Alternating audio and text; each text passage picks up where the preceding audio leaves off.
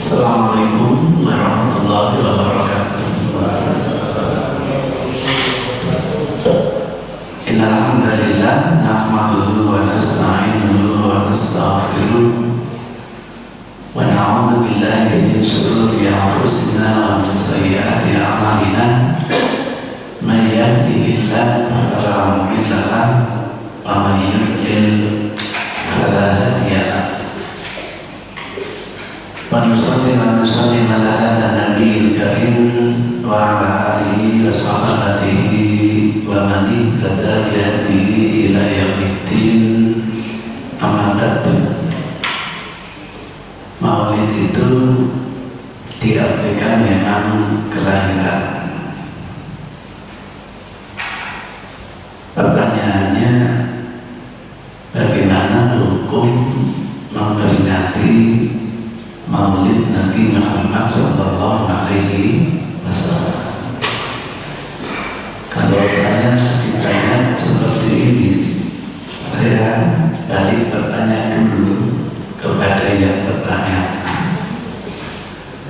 Kira-kira orang memperingati Maulid Nabi ini masuk kategori ritual atau masuk kategori kultur? Itu yang harus dijawab terlebih dahulu.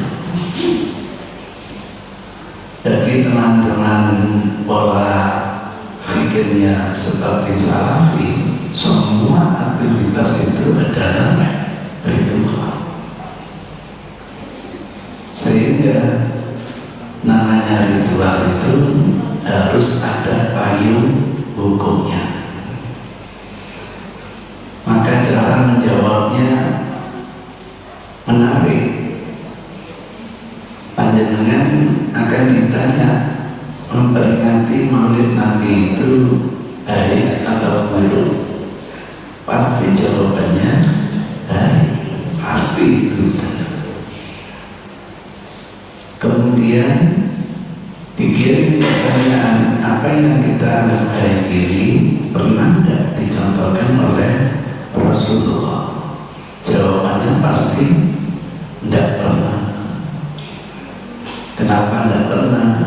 Nah, saya mencoba mencari siapa yang pertama kali mengadakan acara Maulid Nabi Muhammad Sallallahu Alaihi Wasallam.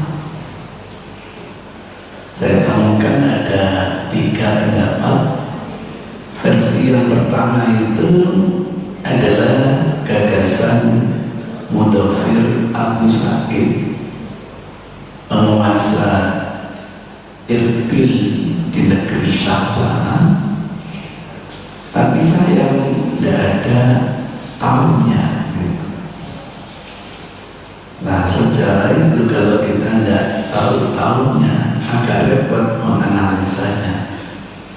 Latar belakangnya apa, itu kita tidak bisa menganalisa.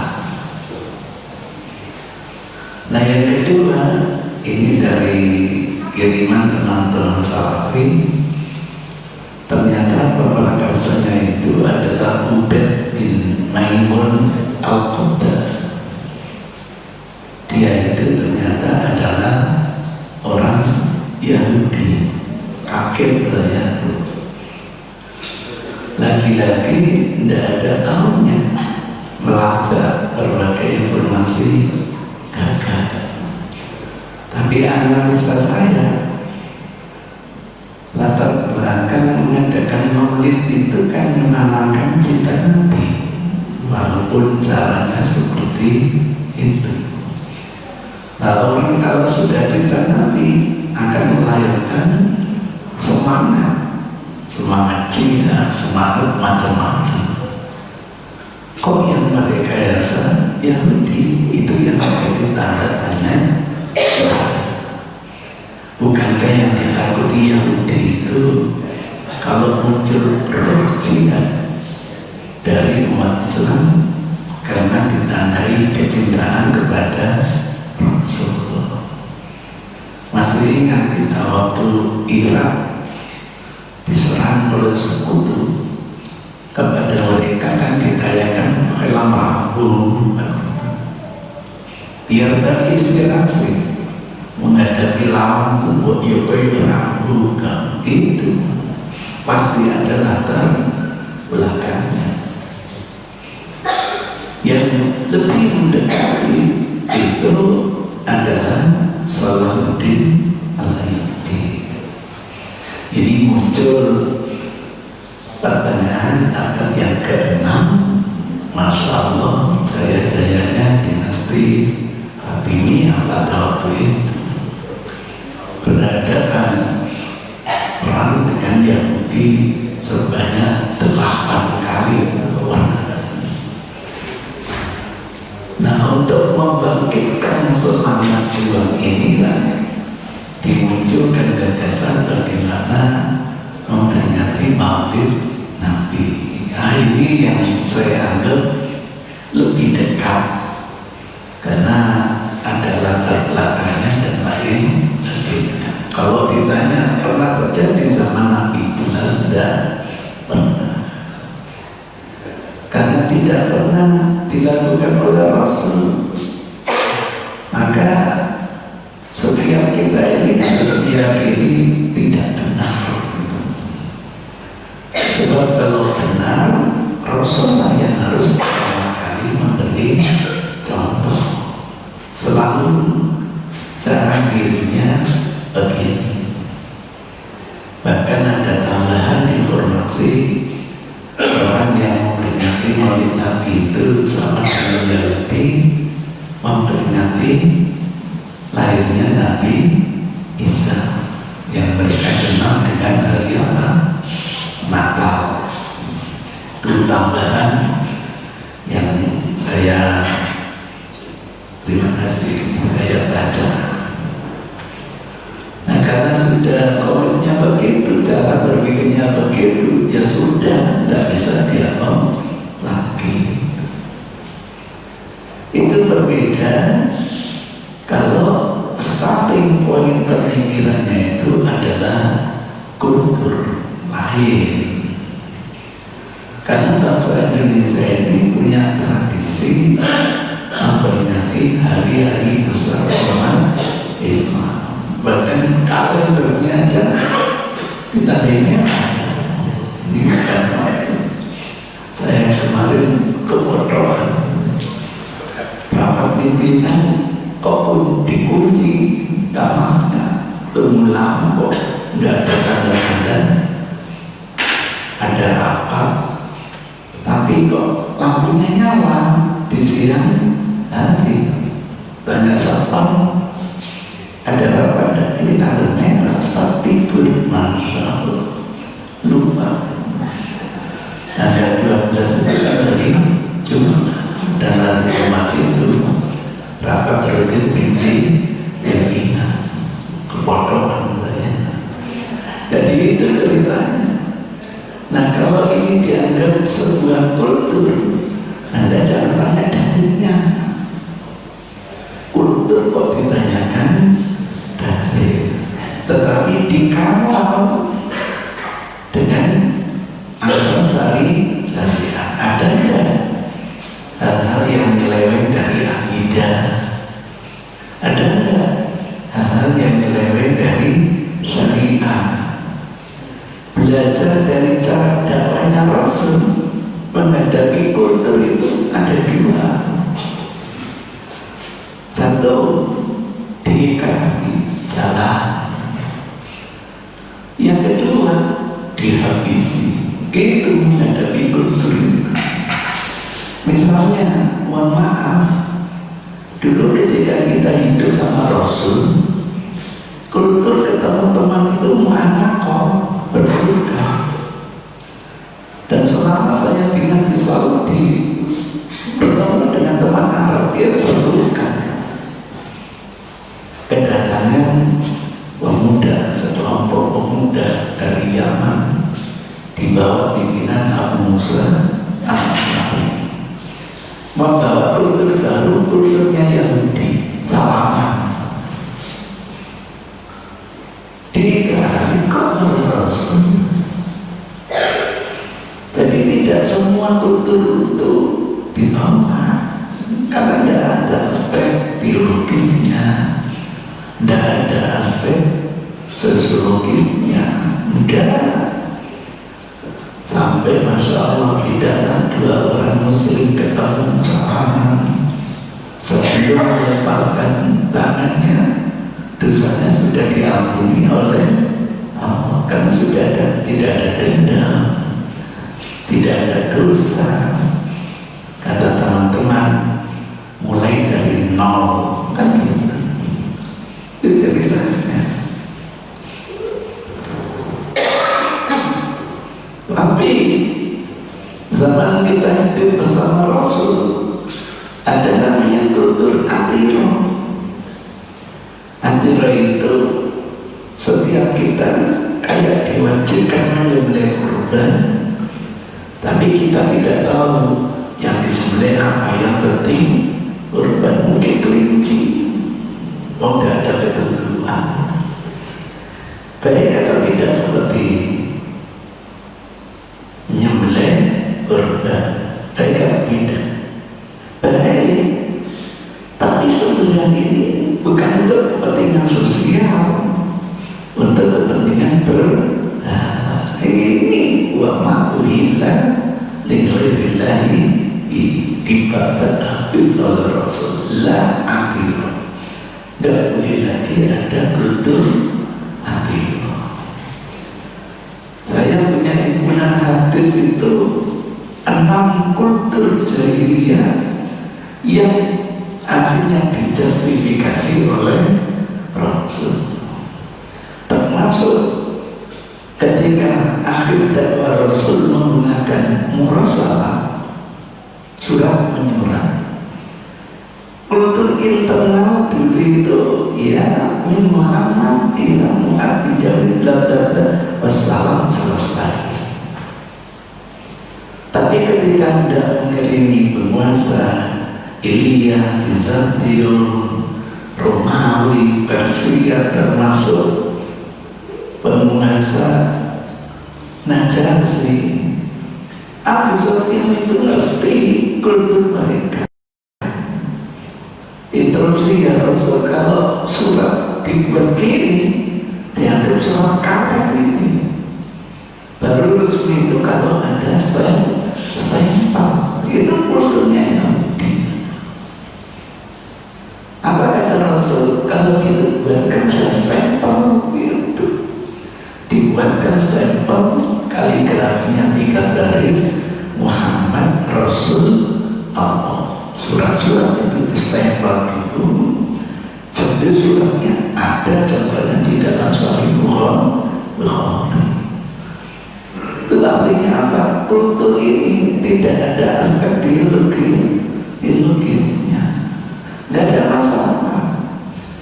Jadi hati-hati ketika kita, mohon maaf, menggunakan hadis man tasyabbaha biqaumin fahuwa minhum. Hati-hati. HP ini kulturnya Yahudi atau kulturnya umat Islam? Boleh tidak kita gunakan HP? Gak ada aspek teologisnya kok. Jadi jangan sampai kita seperti dulu datang ke madrasah pakai meja keberat-keberat. Ini madrasah dunia, kenapa pakai meja? Kayak Yahudi. Lah dengan datang ke sini naik kereta, iya, kode. Naik kereta boleh, naik gunakan meja nggak boleh. Ya wes boleh. Lihat film Sambil Cahaya. Jadi begitu. Pilihan dulu ada aspek teologinya agar kita ini kalau baik dari orang lain, kenapa tidak dijalan? Hari raya juga begitu. Yang dia punya hari raya, kita kan belum punya hari raya. Alhamdulillah, akhirnya kita dapat hari raya namanya hari Jumat. Artinya mereka punya hari raya, kita tidak boleh. Nanti dianggap menyerupai. Itu cerita. Cuma berhari raya mereka beda dengan berhari raya kita. itu harus dipilah-pilah begitu. Jangan dikit-dikit gak boleh gara-gara menyerupai Yahudi. Saya tulis hadis itu dengan berbagai analisa di majalah Matam kalau nggak salah. Itu sudah hampir 1 tahun yang lalu. Setiap edisi selalu hadir tulisan saya, alhamdulillah. Jadi begitu kesimpulannya, kalau ini adalah kultur haram tanya dalilnya, tapi dikawal dengan syariat, dengan asas-asas Islam. Ada enggak berseberangan dengan akidah? Ada enggak benturan dengan syariat? Nah, itu yang harus dikawal. Alhamdulillah, dengan adanya kultur begitu, umat bisa berkumpul. Dengan berkumpulan umat, kemudian diberitahu sehingga ini efektif untuk menjadi media dakwah. Begitu harus dipilah-pilah, jangan dibina pokoknya gak ada tuntunan bid'ah dan lain sebagainya. Itu berlaku untuk memperingati berbagai macam ritual, misalnya peringatan Maulid Nabi, peringatan Isra Mi'raj, peringatan nuzulul Quran. Wah, itu pola pikirnya harus begitu, termasuk acara halal bihalal. Nah, kalau cara mandangnya begitu, baik dan halal bihalal itu pasti jawabannya baik. Pernah dituntutkan Rasul enggak? Pasti jawabannya enggak. Kalau tidak pernah dituntutkan Rasul, apa yang kita terbaik itu jelas tidak benar, mesti ngomong. Untuk katanya gitu, jangan-jangan kan itu urusan bid'ah. Karena semua kegiatan itu dianggap ibadah gitu. Lah kita lihat, andaikan itu ritual masih dibilang ritual itu mahdoh atau ghairu mahdoh, harus begitu. Sebab kalau mahdoh dipatok harus sesuai dengan tuntunan. Nah, kalau ghairu mahdoh kan boleh dimodifikasi, ada unsur kreasi. Mohon maaf, belajar gini ini ritual mahdoh atau bukan mahdoh? Bukan mahdoh. Maka kalau misalnya ditanya, boleh Ustaz ceramah pakai mic begini, jangan dikirim ada benar terus, gak usah itu, kalian lebih tahu. Boleh Ustaz belajar pakai kantor begini, gak usah dikirim, pernah dituntut Rasul pada bangsa.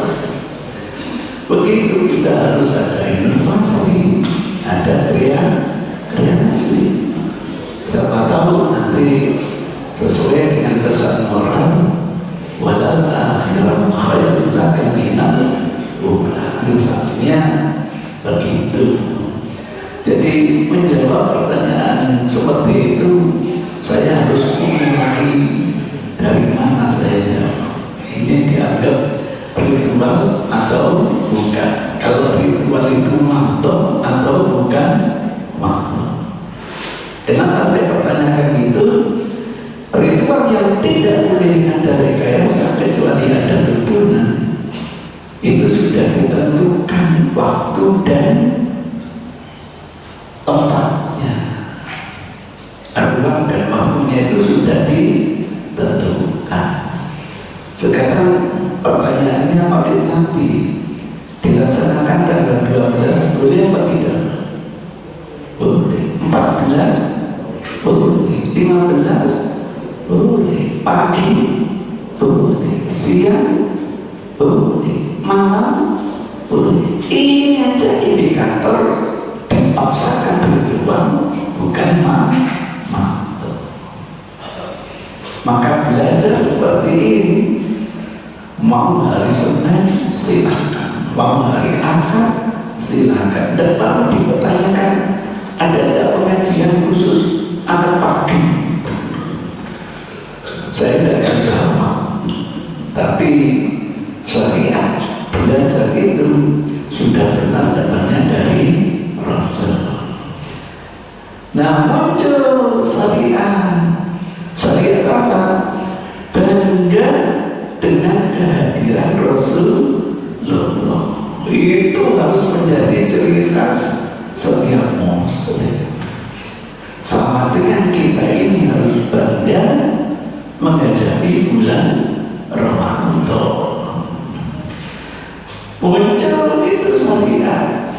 Lah, ketika ada yang namanya kebanggaan menghadapi Ramadan, kebanggaan kedatangan Rasul, cara untuk berbangga itu kan wah macam-macam.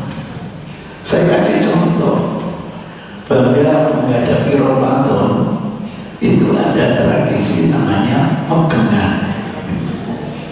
Kalau Allah hadisi megengan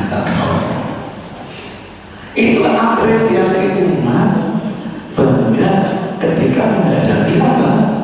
Ramadan. Dari nenek saya baru paham megengan itu artinya apa sih? Nempet.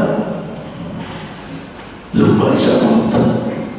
Jadi masyarakat itu dihubungi, ayo malam ini makan bersama, diingatkan betul ya. Ini terakhir kayak ini, menik paling empat kali ini menurut. Wah, beda dengan zaman saya masih kecil, itu bangga menghadapi Ramadan itu ditandai dengan hubungan. Apa hubungan itu? Mercon. Jadi dari bahan bambu dikasih air, dikasih karbit, sumpet, gitu Pak. Itu sudah orang sudah kentul. Waduh, itu mewujudkan bangga menghadapi bulan Ramadan. Setiap masyarakat mungkin punya kultur yang berbeda. Saya kembalikan misalnya, mohon maaf Pak, ditanya saya, Ustaz, di masjid kok ada kentongan itu gimana Pak?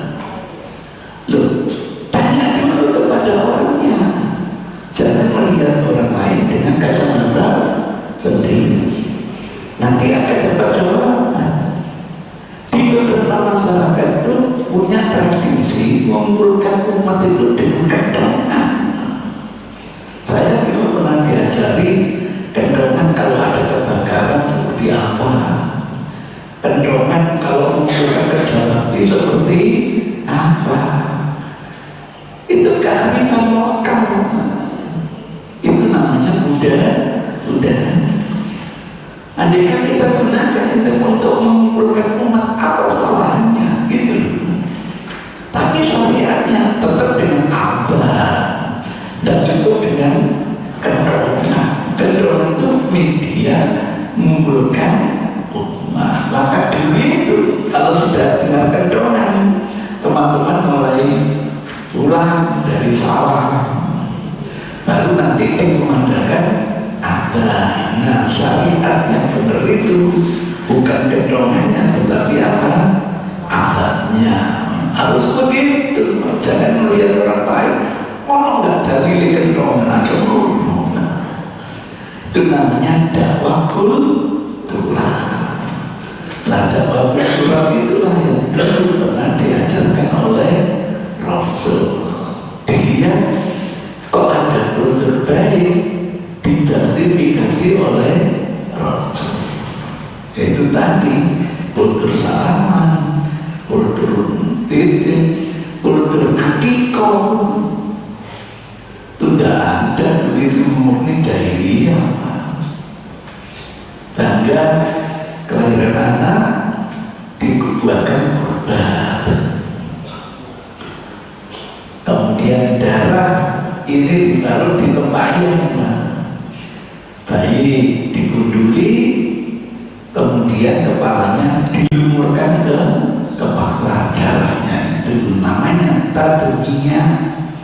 pendarahan. Islam datang, kultur jalan, cuma karena darah itu najis diganti dengan zafaroh. Itu namanya Islamisasi budaya. Itu cara Rasul berdakwah begitu, sehingga dakwah Rasul gampang diterima oleh masyarakat. Kita enggak, kalau dari itu, iya. Habis itu ceritanya begitu. Nah, sungguh kalau kita amati orang yang memperhatikan Maulid Nabi itu harus dikatakan. Mohon maaf, rata-rata Maulid Nabi itu biasanya dibacakan biografi Nabi.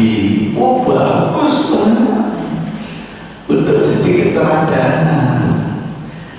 Cuma kadang-kadang yang dibaca itu bermasalah. Di Indonesia itu rata-rata yang dibaca ada 3. Satu, versi Syekh Al-Tibai. Di Indonesia dikenal dengan apa? Tibaan. Yang kedua, yang ditulis oleh Syekh Al-Barjanzi. Di Indonesia dikenal Perjanjian. Yang ketiga dikenal Burda. Alhamdulillah ketika buku ini sudah selesai saya terjemahkan, karena saya tidak ingin memberi komentar, saya sendiri tidak paham. Harus paham dulu takrib yang menjadi kitab suci mereka, saya pelajari, saya terjemahkan. Kadang-kadang punya teman saya cari yang pondok-pondok saya dibocok gitu takrib dan harus Mario balik gimana gitu. Akhirnya begitu saya terjemahkan, saya lengkapi dengan takrib hadis. Ya, takrib hadis itu sudah dilakukan oleh Dr. Bulo, orang ahli hadis terkenal di Mesir itu, untuk menjembatani. Walaupun takrib itu murni fatwa, sebenarnya ada dalilnya. Itu saya lengkapi dengan itu. Setelah selesai, teman saya bilang, dari buku itu sekarang terjemahan, kerjaanku opo yang boleh bisa lain gitu. Jadi itu ceritanya. Jadi jangan melihat orang lain dengan kacamata sendiri. Nah, setelah saya terjemahkan, harus saya berani memberi sedikit ulasan. Begini, Bapak Ibu, buku-buku Maulid itu kan rata-rata ditulis dengan bahasa syair, berbeda dengan Nur Yakin. Ada Maulid misalnya Sirah Nabawiyah yang disusun oleh Ibnu Ishaq, itu ada sanadnya, malah itu tidak pernah kita baca gitu. Ibnu Ishaq. Tapi yang kita baca-baca terkait Maulid itu adalah buatan, yaitu tadi diduga pada abad yang ke-6 Hijriah. Nah, abad ini kan jaya-jayanya kelompok Sufi. Sufi itu kalau sampai baca di bukunya Hamka di tasawuf modern itu imbas dari ritualnya, teologisnya orang-orang Yahudi, di mana kalau seseorang sudah menentukan bahtera dunia, tidak boleh cawe-cawe urusan akhirat. Yang sudah menetapkan di bahtera akhirat, tidak boleh cawe-cawe urusan dunia, sehingga kawin itu tidak boleh.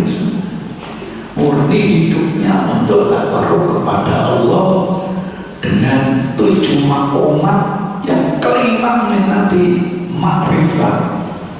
Kalau sudah makom makrifat, menggali gustilah Allah, walaupun versinya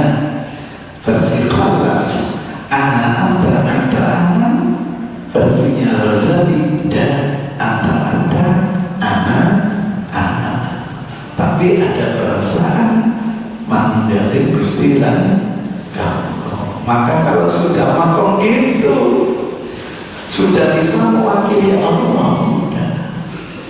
Sampai datang ke saya minta tolong datang, saya bisa atas nama Allah tak ampuni dosa kalian, bisa. Nah iya, dengan syarat tidak ada saya tabat atas nama Tuhan, saya terima dosamu, tapi mandi biro misalnya begitu, itu muncul dan ini masuk di sini. Nah, lah bahasa nadom, bahasa syair itu bahasa orang ahli sastra, beda dengan bahasa ahli syariah.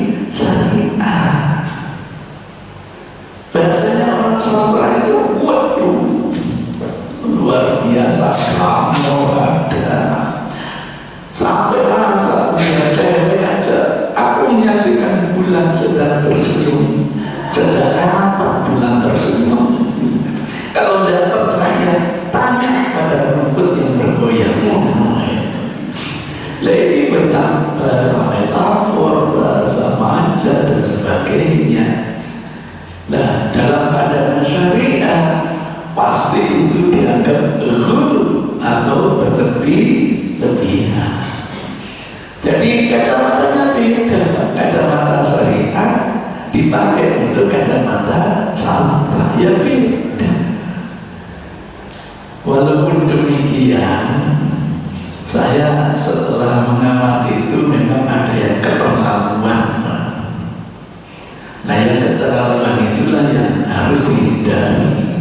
Dulu waktu di pondok, yang dibaca itu jarang Pak, yang namanya burda. Yang dibaca itu adalah berjanji. Kenapa? Berjanji itu paling ringkes, paling cepat marina. Kan yang penting marina. Nah, baca burda kesopen, semuanya terlalu panjang. Nah, sampai pada maqamul qiyam berdiri, ada keyakinan. Ini yang perlu didiskusikan. Keyakinannya apa? Kita berdiri ini menghormati, benar. Salah satu cara menghormati dengan berdiri. Menghormati apa? Kehadiran Rasul. Ini yang jadi masalah. Maka ketika saya tidak berdiri, ditegur oleh guru saya, kenapa kamu tidak berdiri? Saya balas, kenapa berdiri? Menghormati Rasul. Iya. Kenapa tidak berdiri? Rasul masih di Jakarta. Iya kan sama waktu itu ternyatanya. Itu kalau nggak macet sampai di sini cacat belas. Itu cerita. Keyakinan itu ayo didiskusikan. Itu yang dianggap bermasalah. Ada lagi mohon maaf sampai menyebabkan Rasul itu. Ya Allah itu sifat Allah. Allah itu anta syamsun, anta badrun, gak apa-apa. Kamu ya Rasul bagikan matahari, kami ya Rasul bagikan bulan. Tapi kalau sampai anta nur, fawqal nuri, itu sifatnya Allah. Nur ala nur yahtina binurihi bimai yasha. Itu yang dikhawatirkan air keputusan. Nah itu yang harus dipahami. Itu ceritanya begitu. Tapi kalau mengadakan maulid Nabi ditandai dengan tausiah, baik atau tidak? Baik. Mengadakan maulid Nabi kok ditandai dengan minum-minum, boleh apa tidak? Tanya dulu minum apa? Kalau minum apa ini? Joget. Oh jahe, gak apa-apa.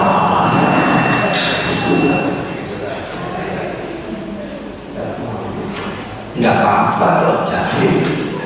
Jadi begitu dikawal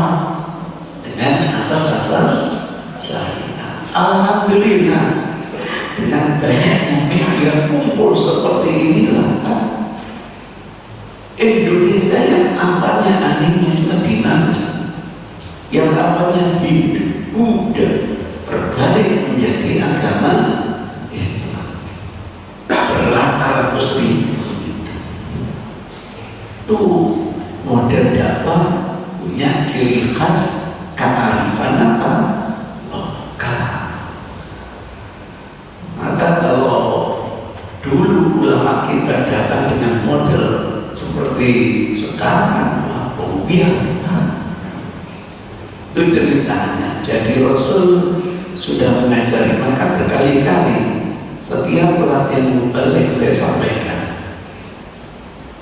Dalam mubalik itu juga dibekali ilmu sosiologi, ilmu antropologi. Kemudian dicoba nanti kultur-kultur yang ada di mereka itu bersentuhan enggak dengan urusan akidah, bersentuhan enggak dengan urusan syariah. Kalau bersentuhan, solusinya gimana? Itu harus dicari mereka. Maka ketika masyarakat Indonesia suka yasinan, saya coba cari dalil-dalil fadhil yasin. Kok yang betul-betul sahih itu banyak belum dapat. Tapi justru di hari Jumat itu saya temukan membaca surat Kahf. Saya buat dari yasinan menuju Kahfiyah. Karena kultur itu sulit dihilangkan, tapi dialihkan. Sama dengan sampai merokok, kalau sudah kecanduan, tidak mungkin dihilangkan, Pak. Maka di pondok-pondok itu dialihkan kecanduannya menjadi zikir, gitu. Itu kearifan lokal. Karena kecanduannya susah untuk dihilangkan. Itu mudah-mudahan dengan model cara seperti itu, Islam itu bisa diterima oleh mereka. Itu kalau bukan cara itu, kayak apa umat Islam di Indonesia? Jangan-jangan kita masih belum mengenal ajaran Islam. Maka harus ngerti seperti baru datang belum bikin apa-apa, nyalakan tok isinya. Ya Allah, Anda itu sudah punya rumah sakit berapa untuk kepentingan umat, punya madrasah berapa untuk kepentingan umat, nyalakan tok isinya. Yaitu akhirnya ini salah satu teori memecah belah umat. Pinter ya. Ada yang dikasih ikon khilafah, pokoknya nggak khilafah, nggak boleh.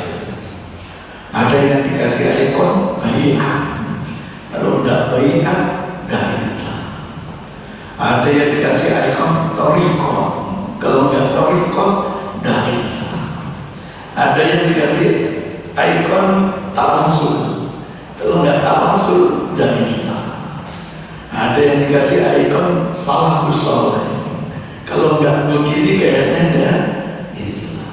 Muncul akhirnya apa yang dinamakan fanatik kepada ego masing-masing.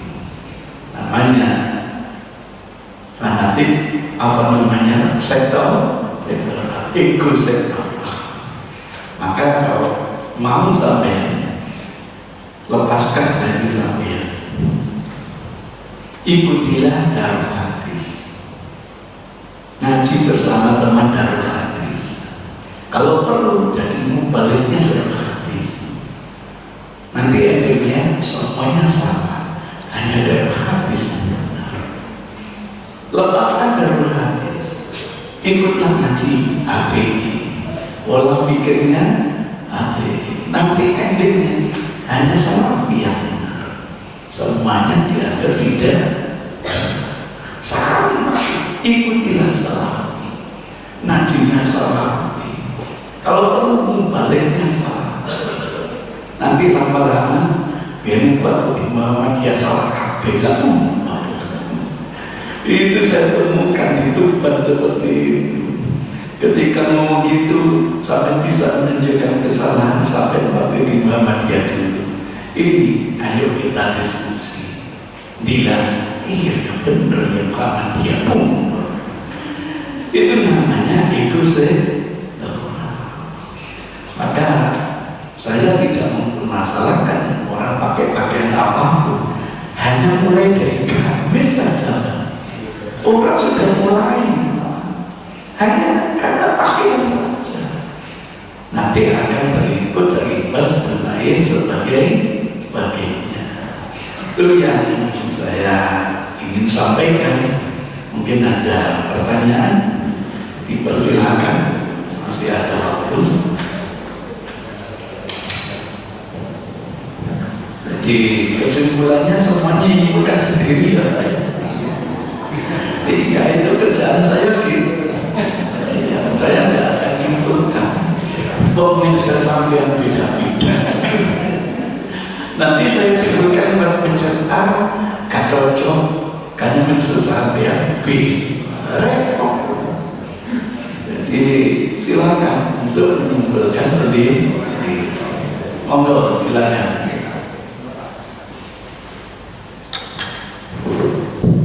Sedikit Ustaz, ada PR. Jadi Ustaz Jainuddin MZ itu mengisi kajian Ahad 10 pertama itu judulnya Masjid Citra Harmoni dulu. Waktu di Masjid Citra Harmoni itu betulan disampaikan hari ini ada 6 tradisi jahiliyah yang dijustifikasi menjadi syariat Islam. Satu tadi stempel, ya. Yang 5 itu hanya kita tahu. Kalau biasanya panjang. Jadi tadi ada 6 tradisi jahiliyah sebelum pra Islam yang justifikasi dari syariat Islam. Terima kasih Pak.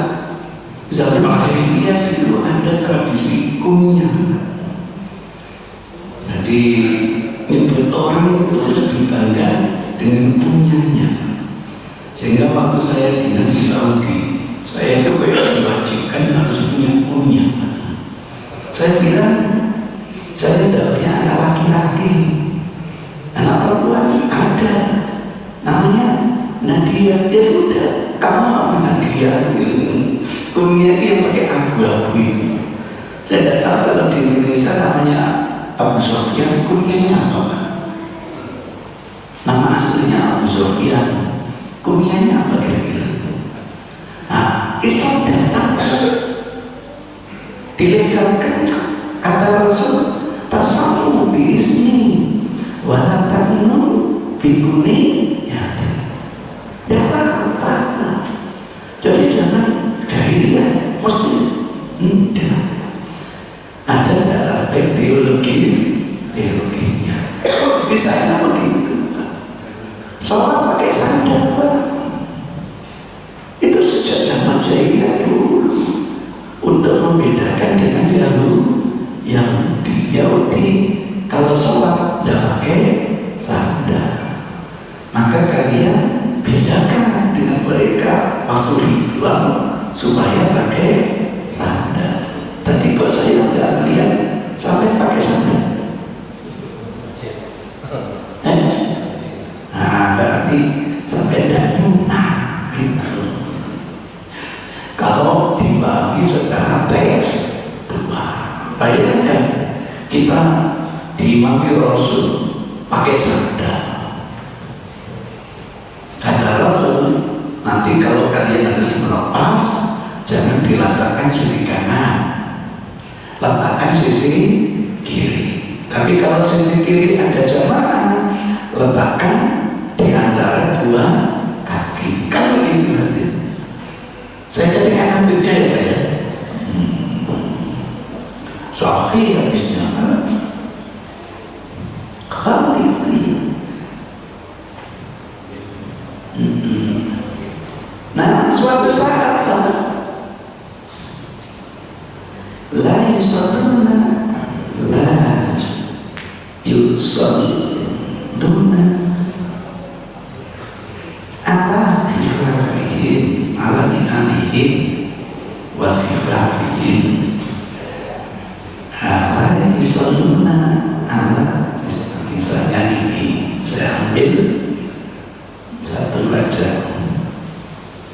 enggak ketemu. La yusal, betul nggak? Tulisannya betul nggak? La yusal, udah betul. Loh kok enggak? Alani andiin, alani andiin.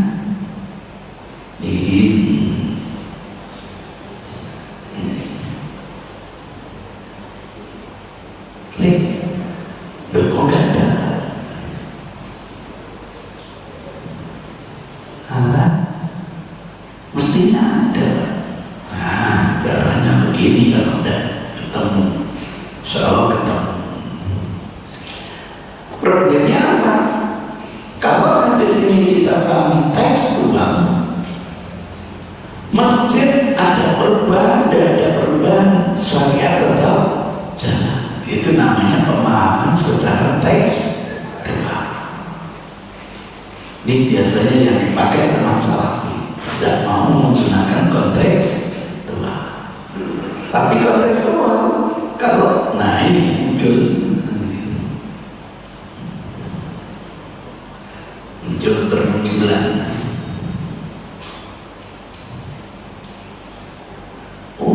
Banyak kalau gini. Sebentar, dari kata kunci khaliful yahud, khaliful al-yahud, yahud, khaliful yahud. Saya kira semua sudah ini aja, klik. Oh, belum, klik. Khaliful fa'innahu la yusad. Nah, ini dia. Ini dikeluarkan Abu Dawud, Ibnu Hibban, Hakim, Qala Sahihul Isnad, Baihaqi, Ibnu Majah, Bazzar, lengkap dengan nomor-nomornya. Beda sudah semua dengan Yahud. Mereka kalau salat tidak menggunakan sandal. Akhirnya biar berbeda, kita pakai sandal. Diikuti akhirnya oleh mereka. Gitu. Nah, ketika kita bermakmum di belakang Rasul, Rasul melepas sandal, kita pun melepas sandal. Diketahui tidak oleh Rasul? Diketahui. Habis sholat, Rasul bilang, kenapa kalian melepas sandal kalian? Kita jawab, karena kami melihat panjenengan melepas sandal. Apa kata Rasul? Oh, keliru kalian. Tadi saya dibisiki Jibril, sandal saya bermasalah, suruh lepas. Maka kalian jangan ikut. Nah, itu bahayanya Pak. Yang namanya hadis fiqhi, merespon perilaku Rasul. Lah merespon kita ini kan kadang benar, kadang salah. Di antaranya begitu. Itu gambarannya. Menang apa? Katanya kita mengikuti apa? Yahudi. Enggak. Justru kita yang punya kultur menang dulu. Bahasa hadisnya burjun alim, bangunan yang tinggi. Ada di sana bilang ya, nanti kalau komat di bawah gitu. Maka diteknologikan, kalau ada corong atas yang begini, kalau komat corong bawah begitu. Muncul pertanyaan, Ustaz, sunnah kan minum ke kanan, hayya ala sholat, minum ke kiri, hayya ala falah. Jadi dia logika. Nanti corong ayat amal sholat, ayat amal falah, misalnya begitu. Ditegur saya sama Pak, kenapa kami mau selamat? Wong corongnya sudah kesana kemari, itu ceritanya. Jadi kultur-kultur seperti itu tidak ada korelasinya dengan yang namanya akidah syariah. Itu gambarannya itu saya sampaikan dulu ketika masih namanya IKH, Institut Keislaman Hasyim Asy'ari. Saya dosen di pasca sarjananya. Ada peringatan ke setengah abad pondok Sepuiren itu, saya diminta untuk memaparkan hadis-hadis tentang kultur. Nah, itu saya tulis biar orang paham Rasul itu diantaranya cara menggunakan dakwah kultur. Biarkan kultur jalan terus dikawal dengan syariat Islam. Tidak ada dakwah Islam kecuali di Indonesia begini, maka umat Islam terbanyak sedunia di mana, Pak? Indonesia, Pak. Itu yang dilupakan sejarah. Alhamdulillah. Izinkan di sini saya katakan, kalau saya ceramah di hadapan teman-teman Muhammadiyah, selawatnya saya tidak pakai Sayyidina. Loh iya. Tapi kalau dia ada teman itu, saya menggunakan Sayyidina. Sehingga saya tulis dalam buku Belajar Bersolawat, kapan boleh menambah, kapan tidak. Wong mukadimahnya HPT saja pakai Sayyidina. Coba saya buktikan HPT sudah saya format.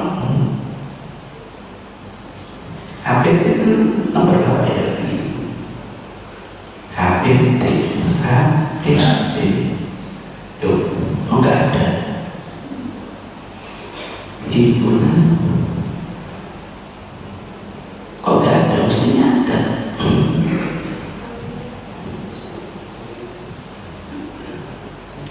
Lu Arab makanya enggak kelupa. Iya. Oh, ada Arabnya, belum hilang.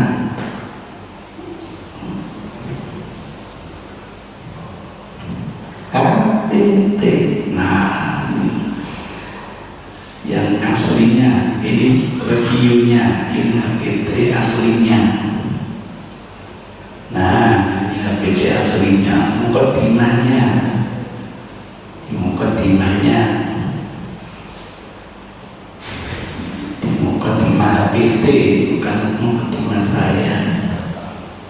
Nah, ini wassalamu wassalamu ala sayyidina Muhammad. HPT Pak, saya cari di Google HPT. Kapan boleh menambah sayyidina, kapan tidak? Gara-gara saya menggunakan sayyidina, katanya coret nama sayyidinmu. Ya kan apa sih coret? Jadi pengurus gak dibayar, jadi repot. Walau sekarang jadi ketua pelajaran haji, berarti sudah hampir 7 periode, 7 periode itu 35 tahun. Dulu ketua terjadi daerah, karena diangkat ke wilayah, gak boleh angkat jabatan. Saya tinggalkan Sidoarjo, kemudian hijrah ke wilayah sampai sekarang, malah di daerah. Apa punya KTM gak bisa jadi pengurus KTM, gak jadi pengurus gak masalah. Pinjam KTP-nya Pak, untuk apa? Pokoknya pinjam. Saya pinjamkan, tidak diurus sama KTM ini, lalu jadi pengurus. Sejak pengurus tidak pengurus. Jadi itu ceritanya, alhamdulillah saya sudah punya KTM, tapi nomornya belakangan. Itu gambaran. Itu namanya apa sih? Salahnya ketika menambah sayyidina, ingat ini bukan masalah tauqifiyah, ingat ini hanya murni memuliakan, tidak ada pengkultusan. Saya tulis panjang lebar di dalam buku Belajar Bersolawat. Itu kira-kira begitu. Dianggap itu tidak apa-apa. Gara-gara tambah Sayyidina. Itu gambarannya Bapak Ibu sebenarnya lebih dari 6, tapi karena pada waktu itu keterbatasan waktu, saya hanya majelis yang saya ingatkan. Terima kasih, mudah-mudahan maaf. Assalamualaikum warahmatullahi wabarakatuh.